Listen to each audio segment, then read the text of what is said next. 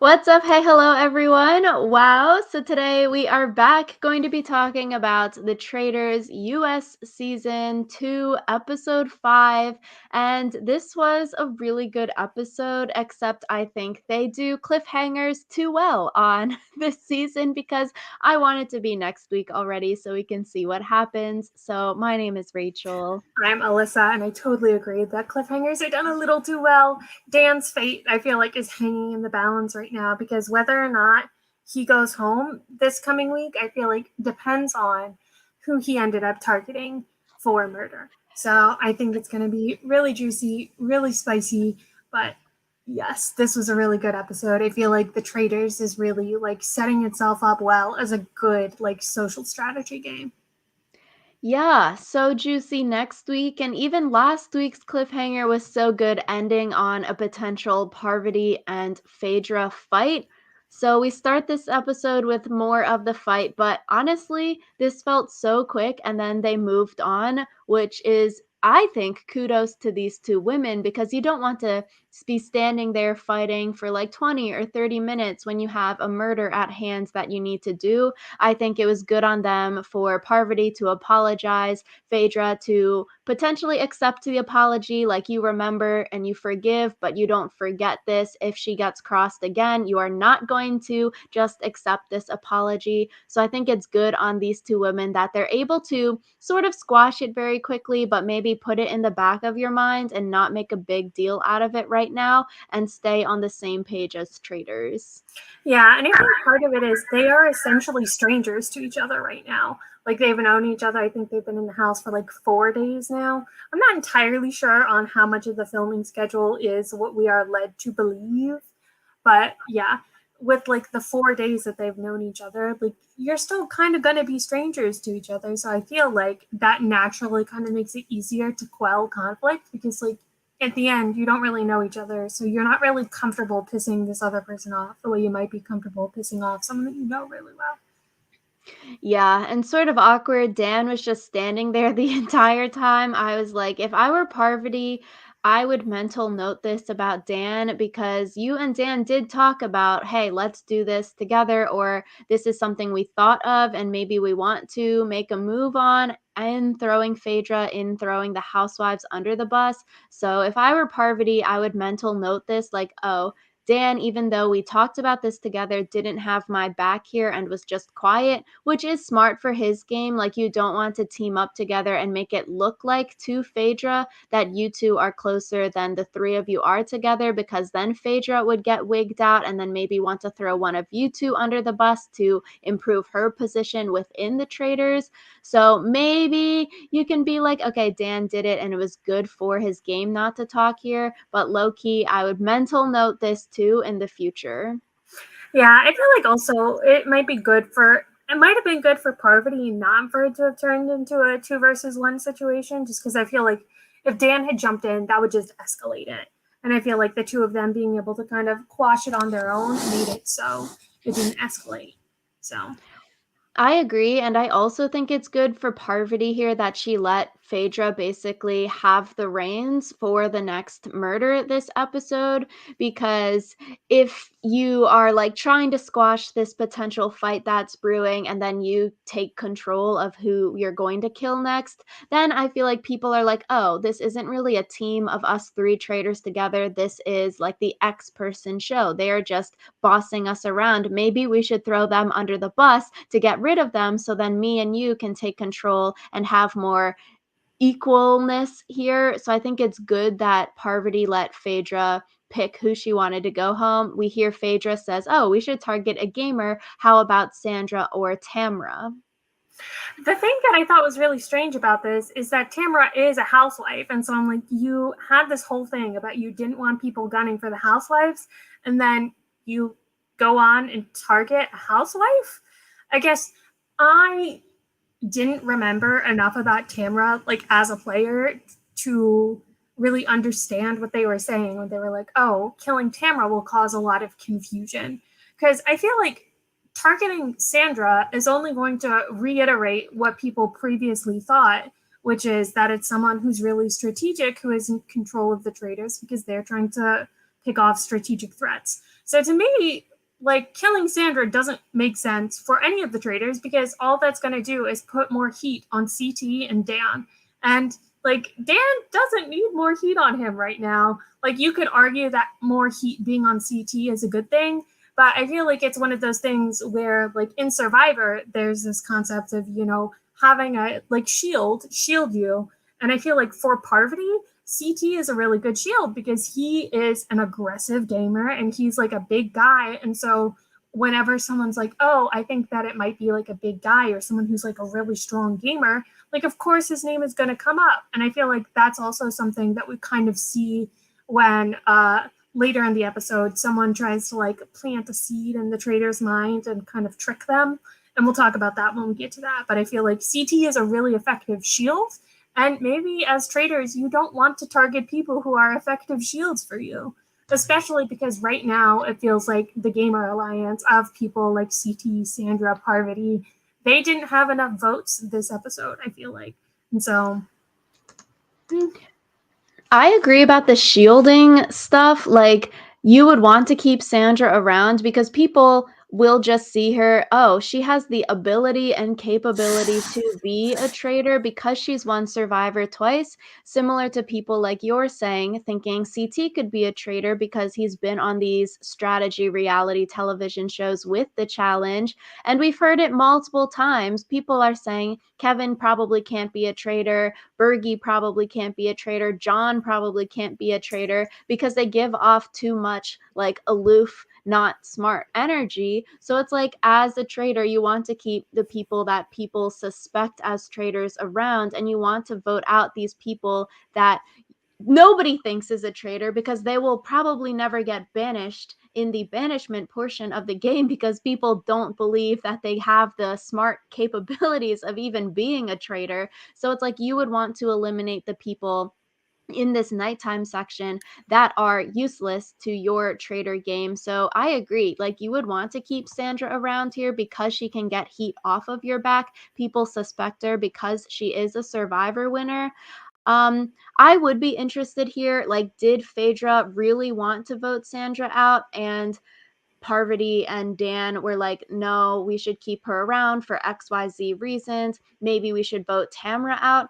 Or was it actually Phaedra picking here, like Parvati letting her pick, and Phaedra really wanted Tamra out for some reason? Because I feel like as a housewife, maybe you would want to keep Tamra around for those votes.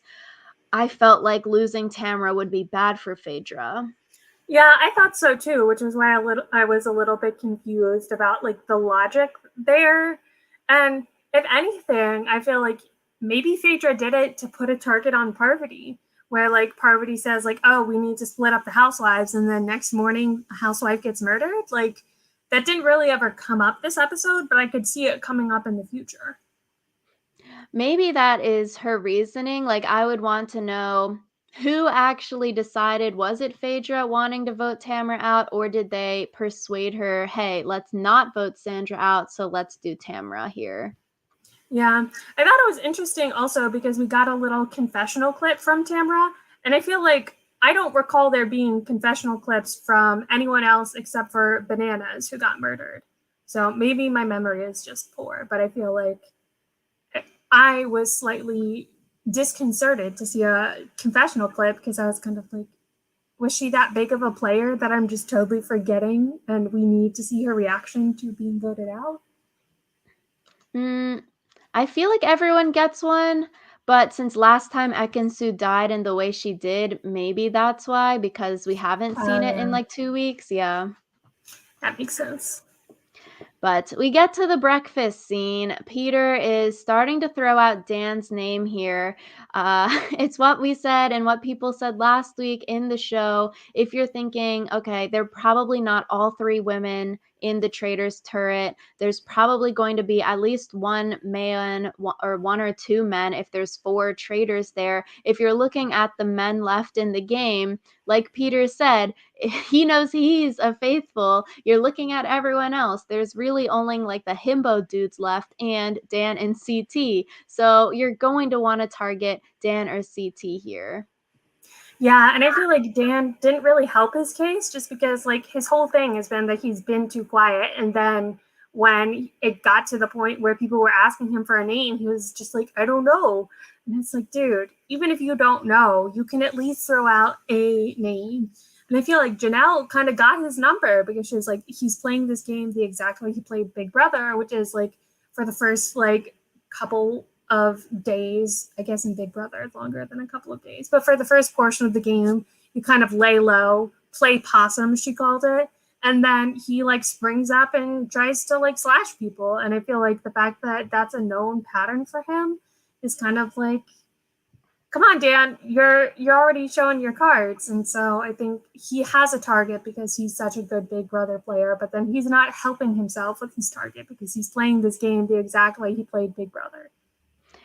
I agree. I think he's gotta throw out a name, and he does later in the episode, but still. So they learned that Tamara is dead, and so maybe Phaedra's thinking, okay, a housewife can't be in the turret because they probably wouldn't want to kill one of their own. So maybe that gets rid of some of the Phaedra sus. Phaedra's doing great. Her name doesn't come up and hasn't really come up at all. So good for her. Whereas like Parvati's name, Dan's name are coming up. Everyone says that, okay, Tamara's death gives no information, which is interesting because I feel like for us as a viewer, I'm also like, okay, we don't really know who Tamara is. She didn't really get much screen time. So I agree. Like, it doesn't really say much for us, too. It's one of those, okay, random kills in the middle of the night. Yeah. I feel like the fact that Phaedra doesn't have heat on her doesn't really say anything about her playing the game better, so much as the fact that she doesn't have a reputation the way Dan and Parvati do. Because I feel like all of the people who are being thrown out as like, oh, I think they could be traitors, are people from the game shows who did well on their game shows. So I feel like it's kind of, you don't even have to be acting suspicious. People just think that your existence is suspicious because they know that you can strategize. So I don't think that it says anything poorly about Dan and Parvati that their names are being thrown out. I think the way that Dan is responding says something poorly about him. But yeah. That's true. I think it is harder, like, especially as a winner of these shows, as like Sandra, CT, Dan, Parv all are, you people are gonna talk compared to, oh, other TV shows, and people are like, oh, Kevin's show, he's acting on the show, or the housewives have to backstab in real life scenarios. So it's like different reputations are coming in, but like I agree. I would say if I were coming into one of these shows and I did like a non-strategy show, I would want to suss out the strategy show people because they have more experience with it. For sure. I did think it was funny because someone was like, Tamara's dead, and then Phaedra's like, anyone have boiled eggs? I feel like the editing was made to make it seem like Phaedra just did not give a single damn, but it was funny.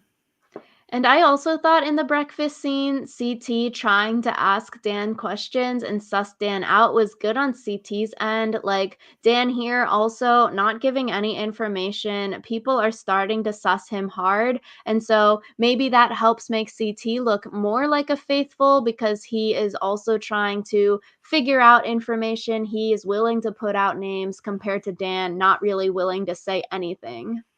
Yeah, I feel like if you want to go really 5D chess, though, you could say that, like, oh, two traitors might put heat on each other because then, like, if Parvati accuses Dan of being a traitor and then Dan goes home and is a traitor, everyone's going to be like, well, Parvati's a faithful because, like, she, voted for Dan and suspected Dan. So there's no way that she could be a traitor if she tried to get another traitor out. So if you, for some reason, are really sussing CT, you might be like, oh, this was you throwing a fellow traitor under the bus to get heat off your own back.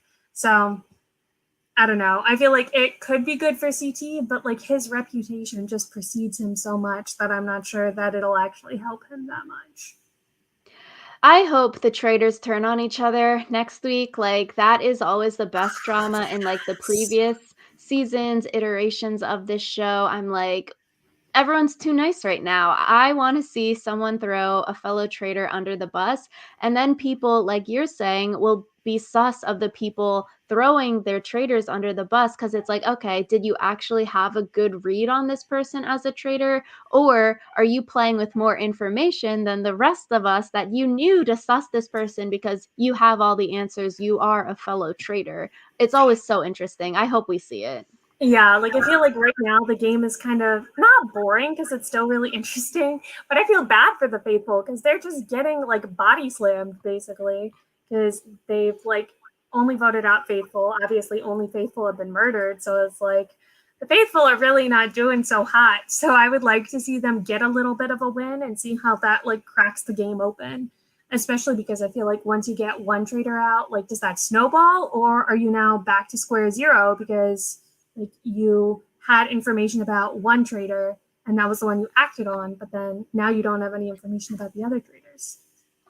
Exactly. So we get to this challenge, and you have to split into two different teams, except only the people on the outside team can have the potential to win a shield. So there's a little bit of drama here, and I think it is funny the whole conversation around, oh, you're being selfless in this game compared to being you are selfish in this game. And I'm like, you should be selfish here, whether you are like a faithful or a traitor. More so, if you're faithful, you should want to be selfish. You should want to be in the outside team so you can have the potential to win a shield. And if I were playing the game, I would too be thinking, okay, everyone on the outside is probably a faithful, and most of the traitors are on the inside because the traitors probably wouldn't want to rustle too many feathers to be fighting for in the outside team because they know they're safe. So maybe they won't want to step on many toes. Like we hear Dan say here, like he's like, oh, I'm nervous, but I will play on the inside team so you all can have the opportunity. So you could be like, oh, that's a little bit sketch. He's been catching heat. Why wouldn't he want to play on the outside team? So I don't know. I would think faithfuls are probably most likely outside, and maybe one trader could be outside with you, but I would say majority of the traders are probably on the inside team. I feel like the one thing about the people like kind of competing to be the outside team is that I wish that people wouldn't be like, oh, I think I'm in danger, so that's why I deserve to be on the outside team. Because it's kind of like, I don't know, it kind of read to me as cocky when people were like, the traitors definitely want to kill me. And I feel like if you're faithful, you're like, yeah, we're all in danger. Like we all want a shield, but that doesn't mean that like you get a shield just because you think that you're more important. So I think maybe some of the people who were, you know, gunning to be on the outside team weren't really the social strategy people. So I understand why they were kind of ham-fisted with the way that they expressed it, but also like, come on, guys, get a little bit less cocky and just be like, you know, I just think a shield would really benefit me right now. So That's true, though. Technically, every faithful could get murdered in the night, so any one of them should be fighting for a shield if you want to stay in the game. It reminds me, have you seen that Victoria Justice meme of like, we're all singers? yeah, Yeah, we're all unsafe. We should all get shields. And I think Bergie said it so well. He's like, I want to fight for a shield. I want to be on the outside team because the money doesn't matter if I'm not here at the end of the game. And I was like, Bergie, yes, snaps for that. Like, that is totally right. You should be selfish in this scenario, whether like you think you're in danger or not, because you don't know. You could get murdered in the night for whatever reason. It could be truly random how the traders pick their next kill. So it's like, yeah, you should want to be safe and secure immunity, secure the shield here, because if you win all this money, you're not even there to win it at the end if you get killed or voted out. yeah. So I feel like this competition, this challenge, that's the word. This challenge was really fun just because even the people who were outside weren't guaranteed a shield. There was only shields for one pair. But then, oh my God, I thought this was so cool. Basically, they were like, if we don't say who got the shields, they have to assume that all of us are shielded. So Mm-hmm. I thought that was really smart. I think it was Peter who came up with that idea. So, like, good for Peter. I feel like for being someone who was on a non-strategy show, he's like been really good this episode, and I think he will be really good moving forward.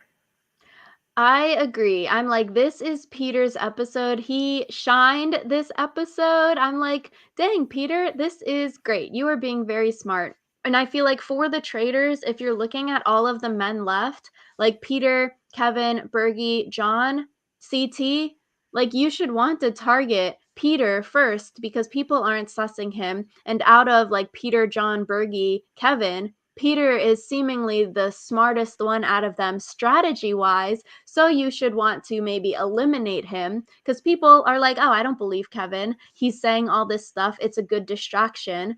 Peter is smart and people do believe him. So maybe you want to murder him in the middle of the night because he can potentially get people to vote his way. You'd want to keep CT around if you're Dan because people also suspect him as a traitor. Maybe he gets banished before you, but people don't seem to be suspecting Peter, and he could rally troops to try to vote you out at the round table. So I would say if you're a traitor, you should want to get Peter out at the nighttime.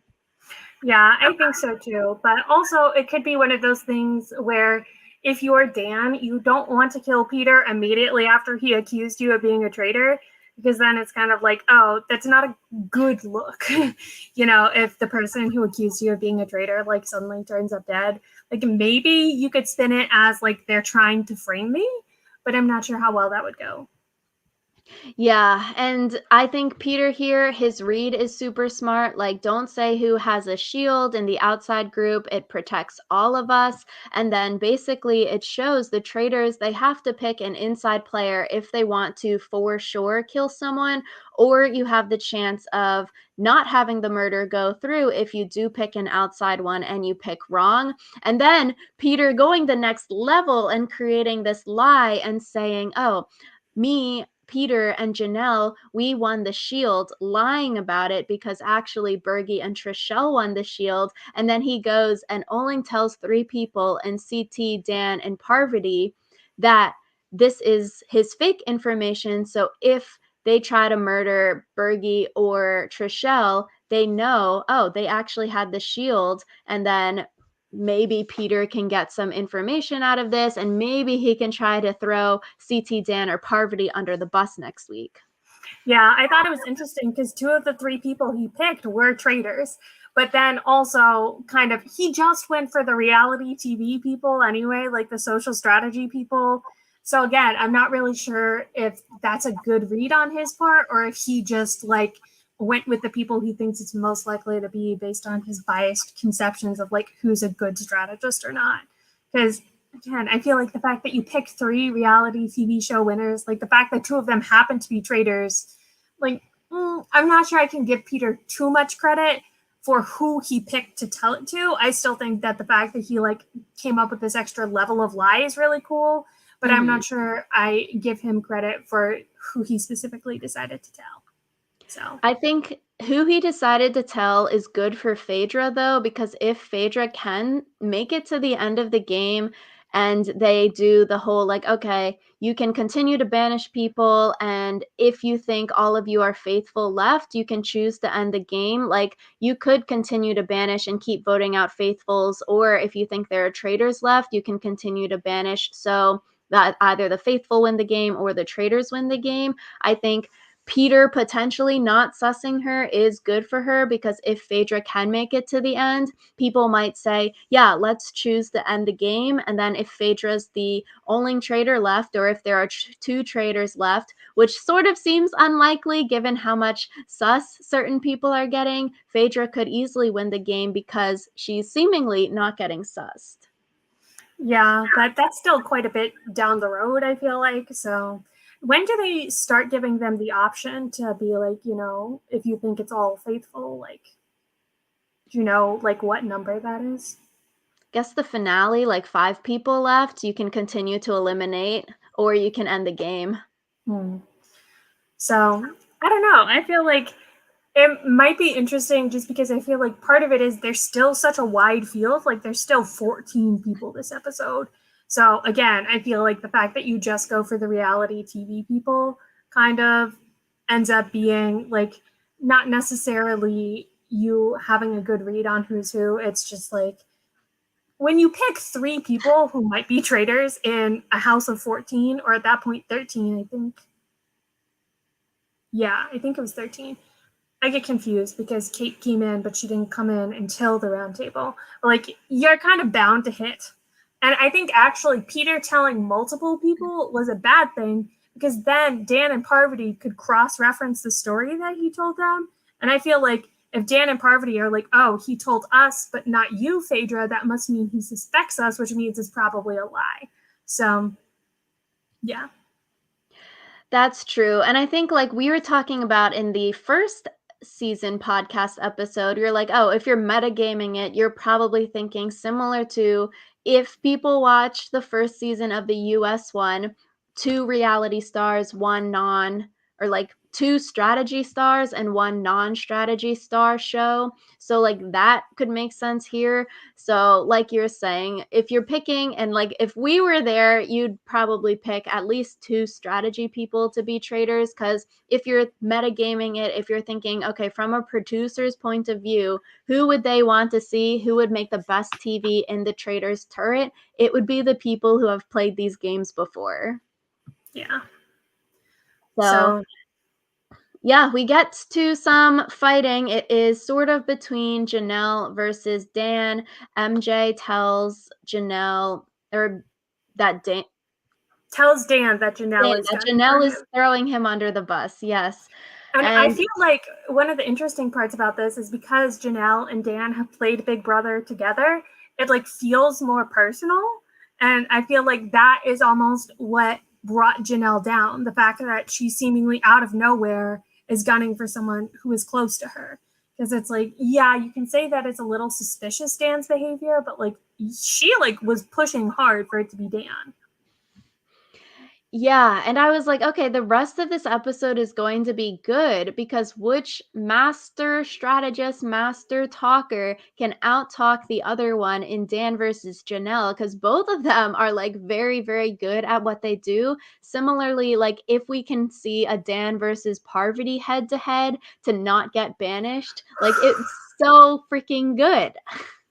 Yeah. I feel like Rachel and I were talking about this before we started this episode, but I feel like the thing that probably brought Janelle down is the fact that Dan is just like a little more likable than she is. Like, I feel like Janelle has said stuff like, I'm going to be selfish. Like, I don't care if you don't like me because I'm selfish, but I'm going to stay in this game. And I feel like that kind of painted her in a bad light because now that she's on the chopping block, people are like, either you're a traitor, which is a possibility, or you're just a bad faithful.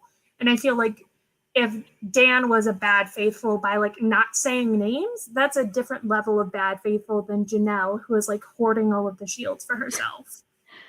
And I think another thing for Janelle as, like, her death knell this episode would be when asked who her names are, she brings up 3 names. She says, "I think Dan's a traitor, CT and Sandra are traitors," and maybe she purposefully picked CT and Sandra because she thinks they're faithful and not really traitors to, like, not get murdered in the night or something like that. But I feel like Janelle should have only brought up 1 name here and only continued to lay it into Dan rather than bringing up 2 names. And then at the end of the day, CT and Sandra voted to eliminate Janelle here. So maybe those votes could have been swayed in her favor if she didn't like potentially throw them under the bus, give them sus. Because if you're CT and Sandra and you leave Janelle in the game, if Janelle is going full force against you, you could get voted out in these portions and banished. And then, similar to what Bergie said, you won't be there at the end of the game to win the money.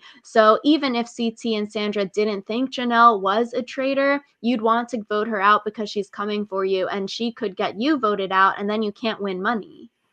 Yeah, but I think it's kind of interesting because Janelle like pointed out the fact that Dan was playing possum, but it's ultimately the fact that she did not play possum that kind of came back to bite her, because her being so vocal about voting people out, and then everyone she was vocal about ended up being traitors, like or being faithful. Sorry, that is not a super great look. So I feel like it was nice that there was some actual tension and maybe a chance that a traitor was going to be voted out. And I feel like Janelle maybe could have played it better to not get voted out. But I feel like once people started like hearing her name, it definitely got momentum.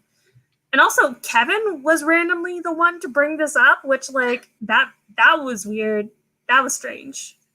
I thought it was good after Janelle gets eliminated that Kevin's, like, apologizing to people, like, "Sorry, I did this. I voted out another faithful." Like, okay, good for him. I feel like Bergie also said something really smart at the round table, and he came to Janelle's defense and was like, "Yeah, she's being kept here as a faithful. She's not getting murdered in the middle of the night because she brings chaos." And I'm like, "Yeah, that's really insightful from you, Bergie. That is like a good read um, from him." I do wonder because one thing that Berkey did later in the episode, after they have like finished the roundtable, was he basically told Dan, like, "I have your name written down." And I'm wondering, like, was that Berkey intentionally trying to bait Dan into killing Mhm. him, or was that just Berkey, like, being honest about the fact that like he's not sure if Dan is a traitor and wants Dan to like give him something to go off of? Which, speaking of that moment, I feel like Dan again kind of misplayed this because he was like, if I make it through the night, I'll tell you tomorrow. And I'm kind of like, Dan, they have been telling you for the past however many days that you need to speak up, and like you're just putting it off until tomorrow. Like Yeah, I was I'm like, like, next and episode, Dan needs to say a name. And in the round table too, I'm like, they're like, Dan, give us a name right now. And he's like, okay, Janelle. I'm like, yo, you picked the easiest option. You're not gonna say anyone else. Like Janelle flubbed by saying too many names, and here you're just saying Janelle. You didn't really give us any new information. Like next episode, I want to see Dan say a name that isn't so obvious. Maybe he throws another traitor under the bus. Like you've got to give a good name that's different and give some reasoning behind it. yeah, I feel like Dan, even like in this conversation with Bergie after the roundtable, he might have been able to say, like, the main person I was sussing was Janelle, but that didn't turn out. Like, he literally was just like, I have a name. I'm just waiting to tell you. Like, bitch, just like, I feel like he's drawing it out too much.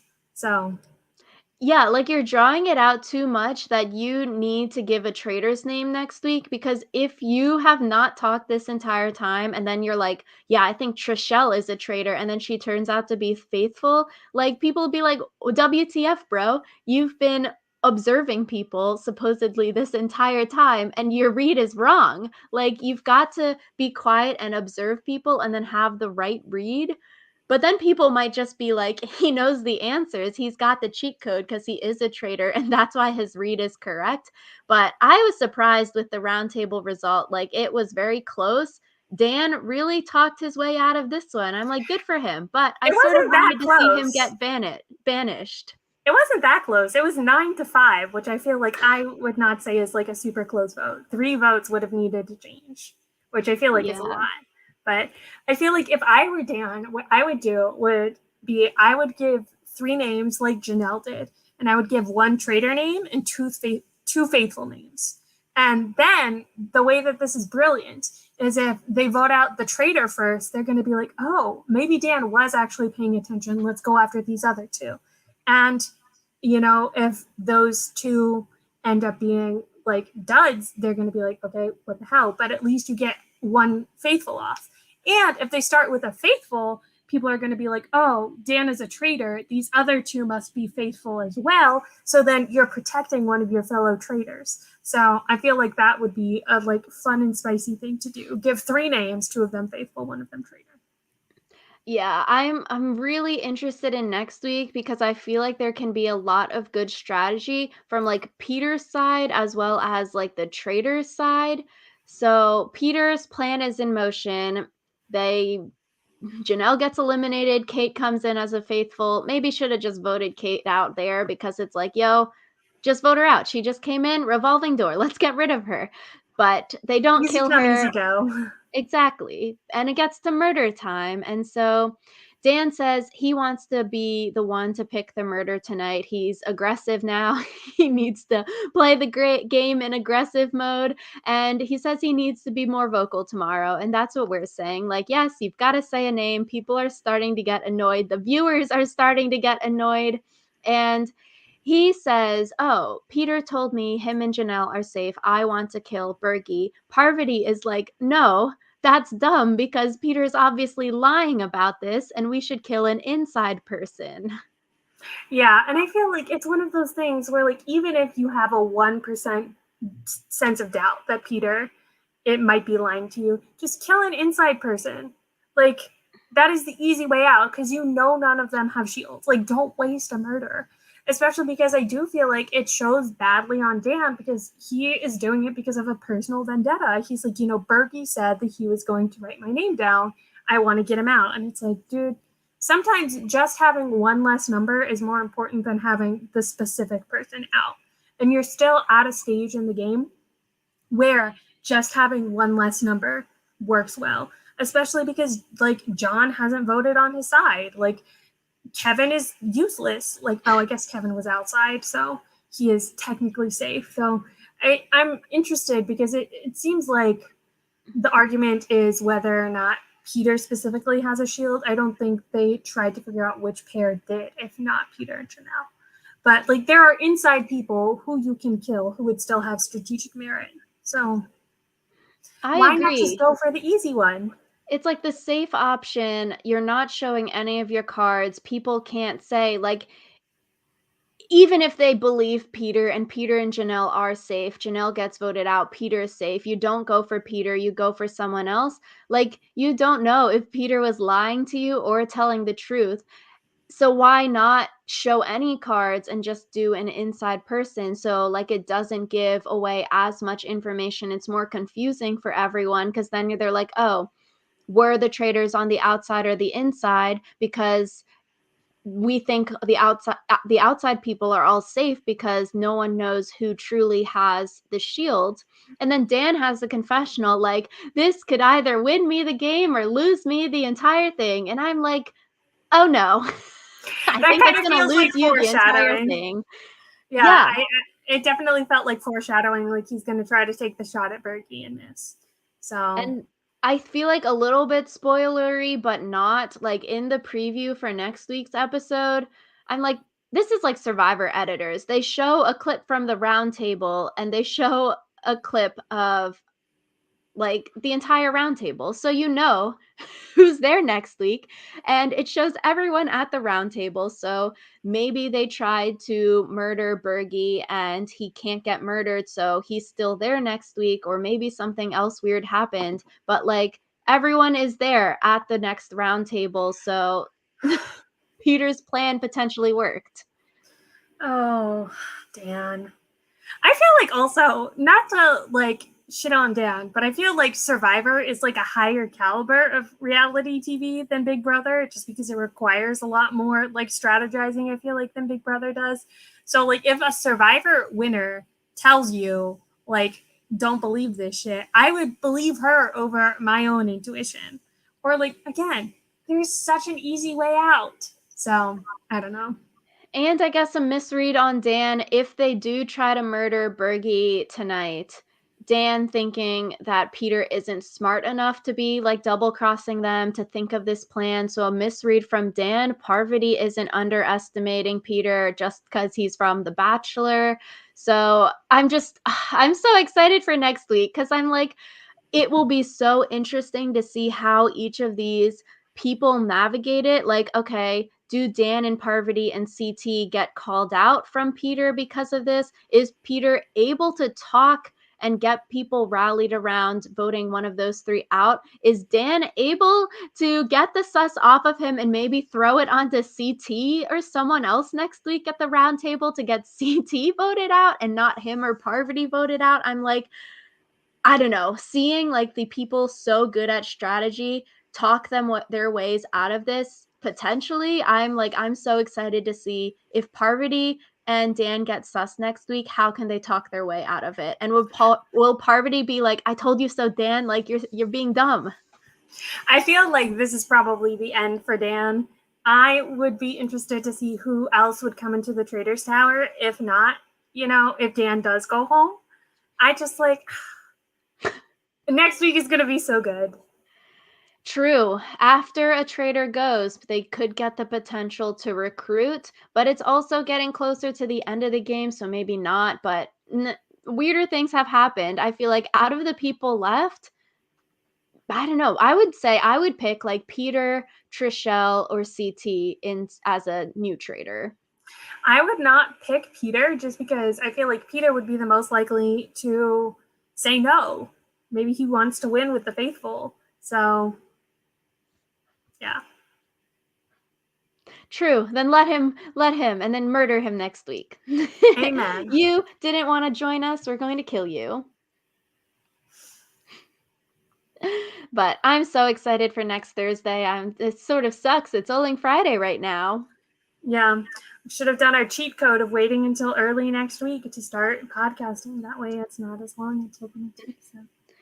Yeah. So let us know in the comments what you thought of this episode. Did you think Dan is going to make the right move and vote someone inside out, or are they going to make the wrong move and try to go for Bergie tonight for next week's episode? Do you think Dan and Janelle did well in their little fight at the round table? Do you think Dan should have gotten eliminated here over Janelle or not? Let us know in the comments down below. Thank you all so much for watching. We are so excited for next week, and we will see you all next week with the new Traitors